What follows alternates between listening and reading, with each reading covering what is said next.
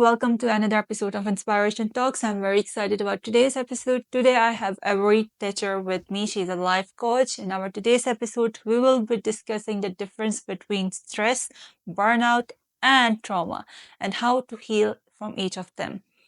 So, do watch the whole episode. And before any delay, let's welcome Avery. Hi, how are you, Avery? Oh, I'm good, thank you. How are you? I'm good too. Firstly, thank you so much for being part of Inspiration Talks. I really appreciate.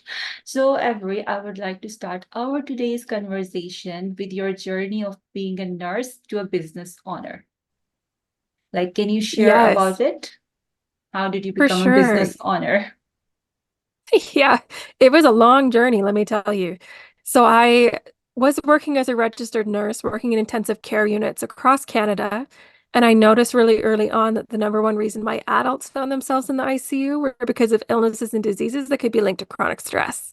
So I decided in 2015 to get out of the reactive side of medicine, started building a business around stress management, talking about all of the typical things that people think about when they think about stress management. So yoga asana, meditation, pratyahara breath work, pranayama breath work, and journaling and exercising and nutrition and all of those things. And I was practicing what I was preaching, but then at the end of 2018, I had a very epic burnout experience that's left me with a chronic illness and a disability.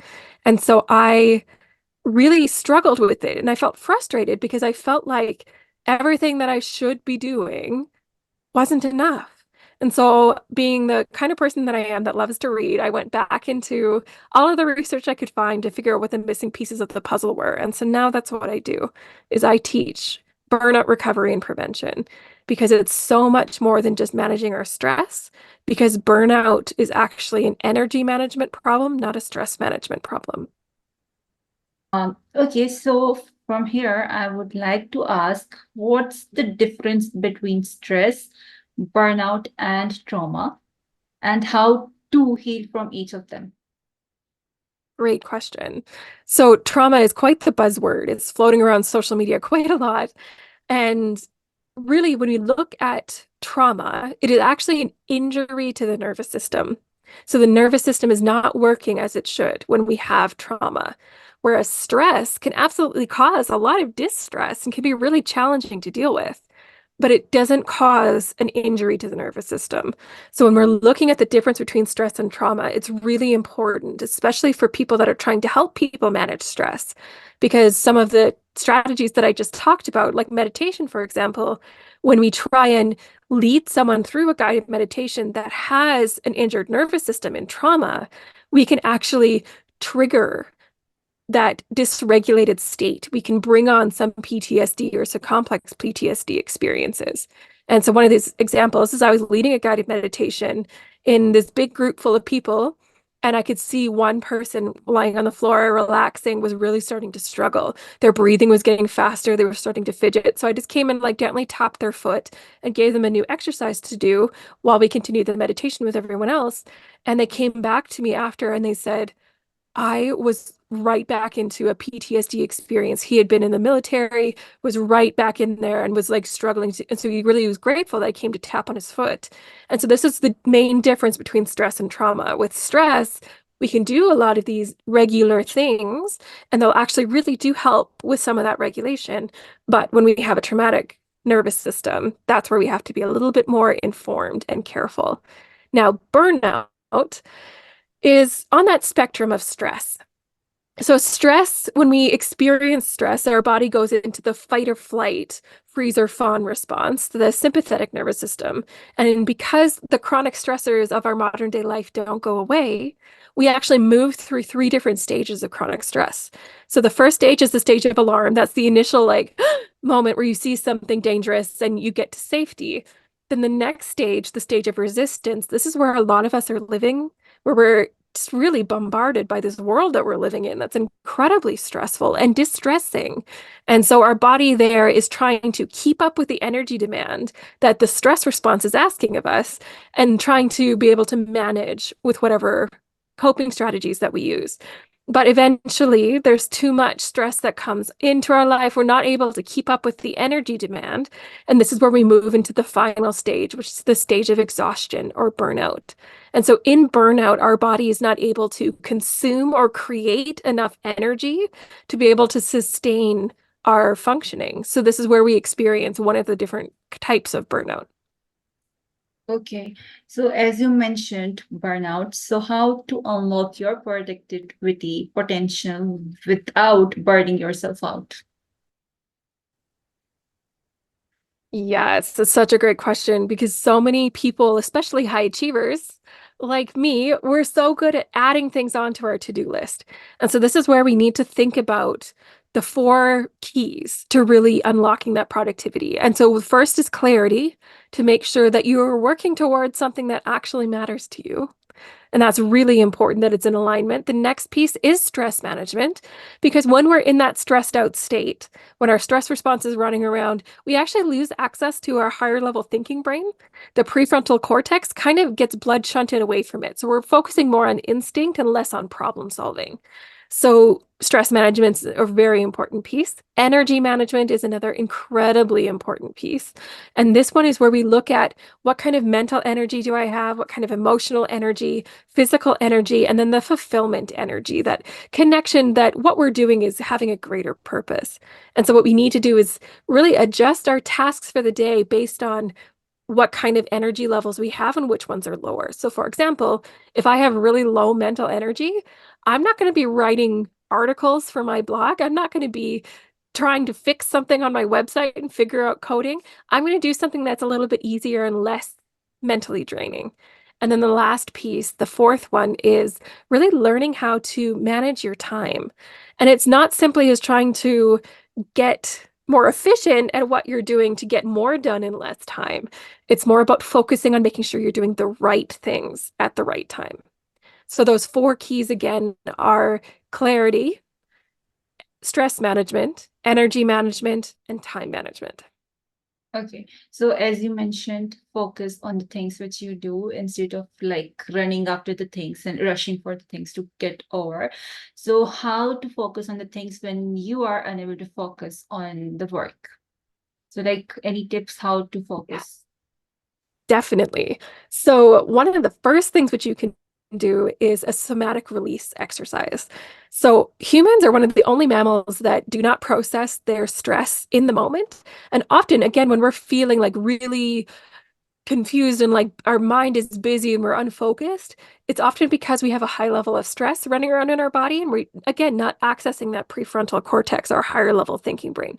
So, the somatic release we can see on the Serengeti, when an antelope just narrowly avoids getting eaten by a lion, it'll stand in its place of safety and it'll shake. It'll just shiver and shake for a couple minutes and then it'll just walk away. And by doing that, it's releasing some of the stress hormones in its body, like the epinephrine and norepinephrine. So we need to start training ourselves to shake. So you can start off by just even shaking out your hands or shaking out your arms, maybe bouncing in place. Or if that feels like it's a little bit too uncomfortable to do, and let's say you're in like an interaction or a meeting or something, then you can just come and squeeze up your forearms with both sides.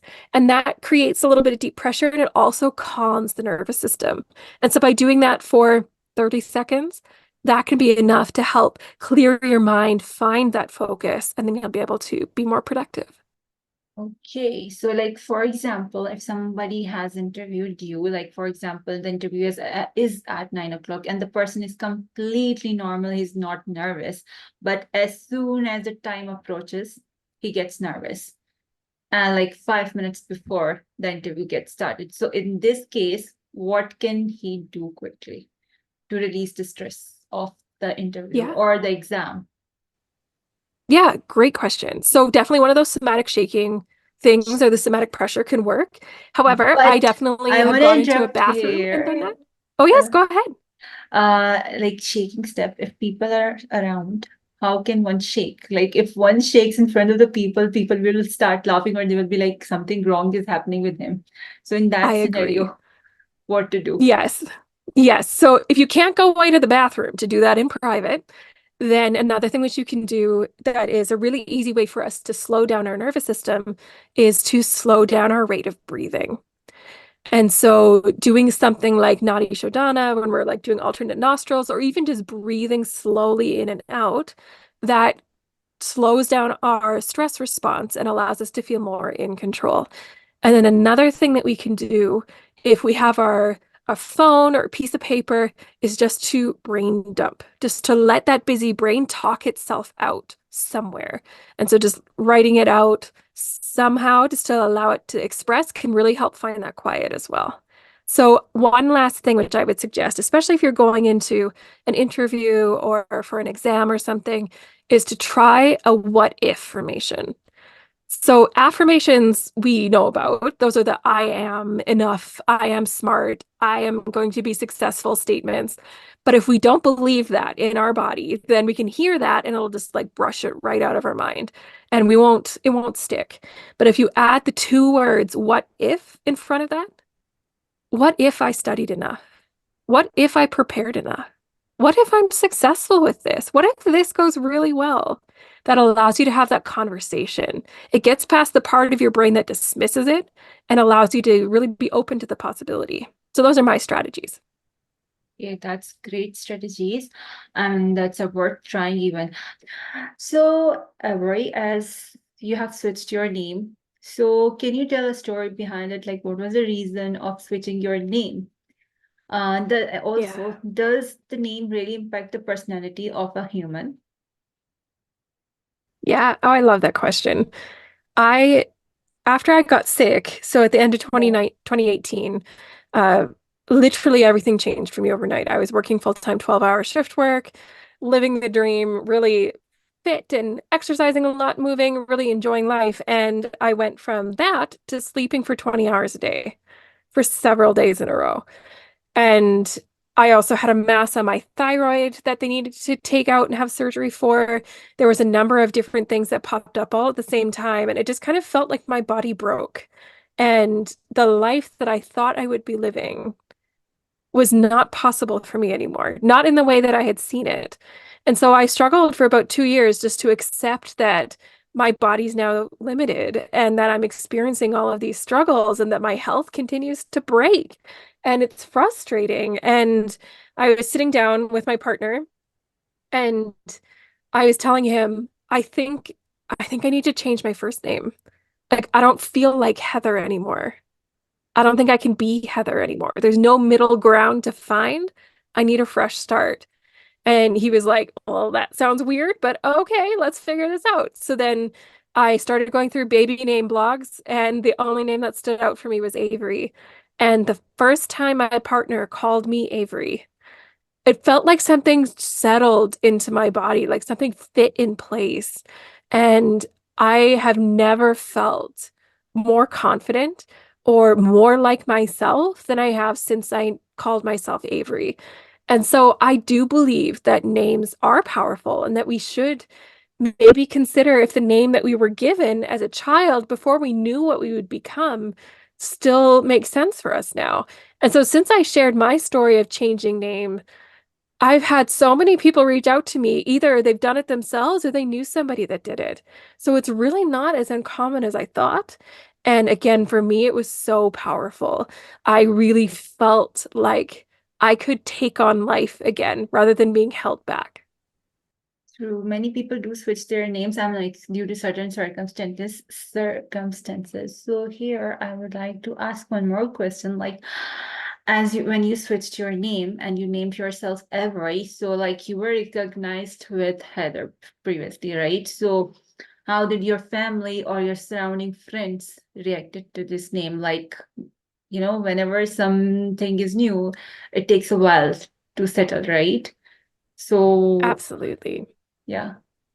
Yeah. So I was sitting down at a family dinner, and this was during COVID. So it was just me and my partner and my parents. And I was shaking like a leaf. I was so nervous to tell them that I was going to be changing my name. And my mom was sitting across from me, and she just looked at me and she's just like, Avery, it is. I'll call you Avery. And then my dad was just like deep breathing and looking down at the table. And I was like, Oh dear. Okay, let's see how he feels. And he just said Heather by any other name would be just as sweet. And absolutely, there was a learning curve. And still, some people call me Heather by accident and then switch it and call me Avery because I did spend 37 years of my life as Heather. So it does take time. But online and then with friends, um, especially when I told friends that were close to me, they're just like, I never saw you as a Heather anyway. Avery sounds more like you. So they were really good with that. And then I had done some video testimonials for different people online. And within a couple of days of me announcing that I've changed my name, every single one of them changed their videos to name me as Avery instead of Heather, which I was just so touched by that they would go through the effort of re-editing their videos to call me Avery. So yeah, it was actually uh, much of a smoother transition than I thought it would be. Okay, that sounds nice. Avery is also nice. And what's the meaning of this name? So the meaning of this name means that you're open to magic. You're open to wonder and being able to see the awe in world. And that really just connects with me because I really feel like as a highly sensitive person, seeing a really beautiful sunset can bring me to tears because I can just really experience that awe and wonder that nature can bring. So, yeah, that's what it means. Nice meaning. Also, nature is beautiful. Whenever you see nature, it gives peace. So, Avery, I would like to ask how to manage life and work, how to manage the business and personal life. So, first, we have to set boundaries. You have to know where those different pieces are going to lie, because especially as a business owner, it's really hard to get your brain to turn off after the workday is over. Your mind is always thinking about your podcast, your website, your clients, your business. So, we have to first, number one, establish what the difference is that we want to make. And then being more clear on what we can actually accomplish in a day. And so a lot of that is because we generally business owners are high achievers. So you are very eager to put more things on your to-do list. And it's fine to have multiple things, but choose one priority. So if only one thing gets done today, because the world kind of gets in the way sometimes, you're still going to feel accomplished. And you're still going to be able to feel like you can leave work at work. So really focusing on just that one thing. And I've talked to so many people in so many different industries, and they're like, well, I can't do that in mine because I'm not an entrepreneur. But it's not true. So if you think about all of the things that are on your to-do list, for example, I had a client that worked in a return to work program. And so he was working with people that had injured themselves on the job and helping them build up the strength and be able to get back to work. And he's just like, I have too many things on my to-do list. I can't choose just one. And it's like, okay, but choose that you're going to finish up all of your reports today. That's your goal. And he's like, oh, okay, I see it. Or make sure that you clean up your inbox today. That's your goal. So when you focus on that one thing, it can really help create those boundaries. And then the last thing which I recommend is you do a release practice. So at the end of my workday, I turn all of my monitors and screens off and I sit for even just 60 seconds and I just breathe and say release. And I just breathe in and say release. And I do this to just allow my mind to calm and allow all of the little busy thoughts that are running around out there to release, let go, and be saved for the next day. Okay, that's great tip. So, what advice would you like to give to the people who are seeing you right now? I would like you to know that always do your best doesn't mean always be perfect. Your best is going to change moment to moment, day to day. So giving your best sometimes means you're giving 40% because that's all you have to give. And just knowing that that's enough. That's completely true. I completely agree with you. So thank you so much, Avery, for being part of Inspiration Talks. I really enjoyed our today's conversation. Anything which you would like to add in the end? No, thank you so much, Liba. I really appreciate that you hold space for this because I heard this on someone else's podcast. She said that someone like your story can become someone else's survival guide, and it's podcasts like yours that create space for that. So thank you. You're most welcome, Avery.